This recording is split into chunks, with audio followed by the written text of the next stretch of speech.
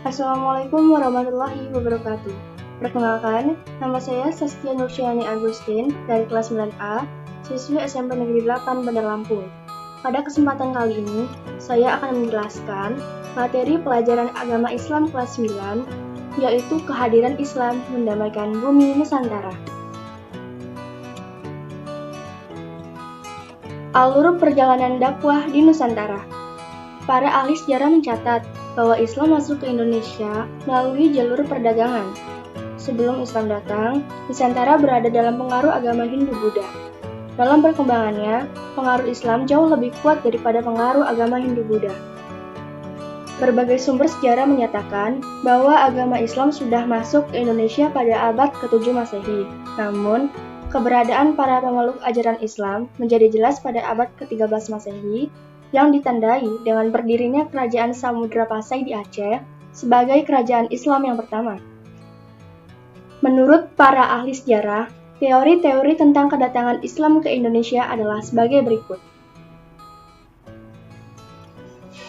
1. Teori Mekah.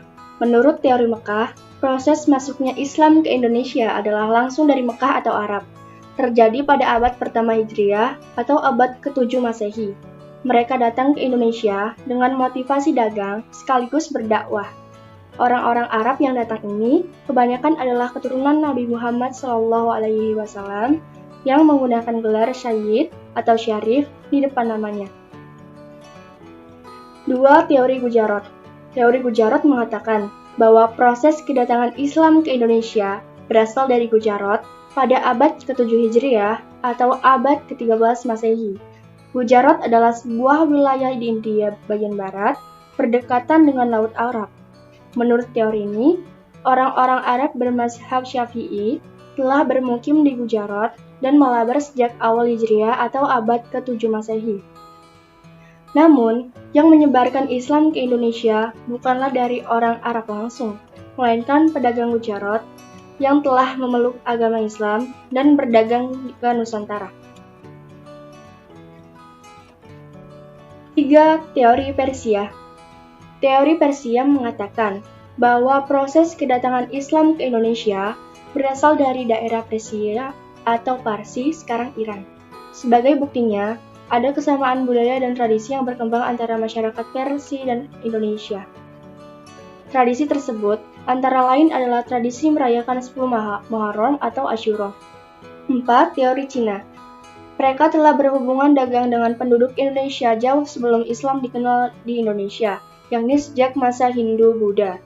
Ajaran Islam sendiri telah sampai di Cina pada abad ke-7 Masehi. Pada masa dinasti Tang, 516-960, di daerah Guangzhou, Canton, Zhangzhou, dan pesisir Cina Selatan, telah terdapat sejumlah pemukiman Islam. Sebagai pembuktian teori Cina ini, bahwa Raja Islam pertama di Jawa, yakni Raden Pata dari Bintaro Demak, merupakan keturunan Cina. Bukti lainnya adalah adanya masjid-masjid tua yang bernilai arsitektur Cina atau Tiongkok di berbagai tempat di Pulau Jawa.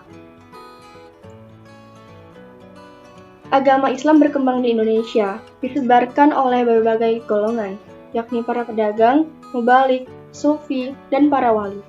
Di antara sekian banyak wali, yang terkenal adalah Wali Songo atau Wali 9. Berikut ini adalah uraian setiap Wali Songo. 1. Sunan Maulana Malik Ibrahim atau Syekh Maghribi, yang diduga berasal dari Persia dan berkedudukan di Gresik. 2. Sunan Ampel atau Raden Rahmat, berkedudukan di Ampel, Surabaya. 3. Sunan Bonang atau Raden Maulana Magdum Ibrahim, putra dari Raden Rahmat atau Sunan Ampel. Ia tinggal di Bonang, dekat Tuban. 4. Sunan Giri atau Prabu Stamata atau Sultan Abdul Faqih, yang semula bernama Raden Paku, berkedudukan di Bukit Giri dekat Gresik. 5. Sunan Derajat atau Syarifuddin, juga putra dari Sunan Ampel, dan berkedudukan di Derajat dekat Sedayu, Surabaya.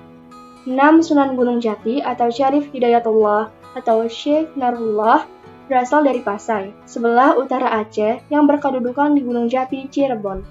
7. Sunan Kudus atau Ja'far Shodiq, putra dari Raden Usman Haji yang bergelar Sunan Ngandung di Jipang Panokan, berkedudukan di Kudus. 8. Sunan Kalijaga. Nama aslinya Raden Masyahid. Beliau adalah putra Tumenggung Pilatikta, Bupati Tuban yang berkedudukan di Kadilangu dekat Demak. 9. Sunan Muria atau Raden Umar Said adalah putra dari Sunan Kalijaga, berkedudukan di Gunung Muria, Kudus. Cara-cara dakwah di Nusantara. Para dai dan mubalik menyebarkan Islam di Nusantara dengan cara-cara sebagai berikut. 1. Perdagangan. Proses penyebaran Islam melalui jalur perdagangan dilakukan oleh para pedagang Muslim pada abad ke-7 sampai abad ke-16 Masehi. Para pedagang tersebut berasal dari Arab, Persia, dan India. Jalur perdagangan saat itu menghubungkan Asia Barat, Asia Timur, dan Asia Tenggara. Para pedagang Muslim menggunakan kesempatan itu untuk berdakwah menyebarkan agama Islam. 2. Perkawinan. Pada kala itu, banyak pedagang yang menikah dengan pribumi yang berasal dari putri bangsawan atau putri raja, sehingga banyak keluarga para bangsawan atau raja masuk Islam, sehingga para pedagang tersebut menetap dan membentuk perkampungan Muslim yang disebut pekojan. 3. Pendidikan. Para mubalik mendirikan lembaga pendidikan Islam di beberapa wilayah Nusantara. Nama-nama lembaga Islam itu berbeda di setiap daerah. Di Aceh misalnya, lembaga-lembaga pendidikan Islam di sana dikenal dengan nama Naunasah, Dayah, dan Rangkang. Selama pendidikan, mereka tinggal di asrama. Setelah selesai menyelesaikan pendidikan tersebut, mereka kembali ke kampung masing-masing untuk menyebarkan Islam. 4. Hubungan sosial. Mereka yang telah tinggal menetap di Nusantara aktif membaur dengan masyarakat melalui kegiatan-kegiatan sosial. Sikap mereka santun, memiliki kebersihan jasmani dan rohani, memiliki kepandaian yang tinggi, serta dermawan. Silaturahmi, bekerja sama, gotong royong, mereka lakukan bersama penduduk Nusantara dengan tujuan menarik simpati agar masuk Islam. Mereka menyampaikan ajaran Islam dengan cara bijaksana, tidak memaksa, dan merendahkan. 5. Kesenian. Sebelum Islam datang, kesenian dan kebudayaan Hindu-Buddha telah mengakar kuat di tengah-tengah masyarakat. Kesenian tersebut tidak hilang, tetapi justru digunakan sebagai sarana dakwah. Cabang-cabang seni yang dikembangkan para penyebar Islam diantaranya adalah seni bangunan, seni pahat dan ukir, seni tari, seni musik, dan seni sastra. Seni bangunan, misalnya masjid, mimbar, dan ukiran-ukirannya masih menunjukkan motif-motif seperti yang terdapat pada candi-candi Hindu atau Buddha. Sekian materi yang dapat saya sampaikan.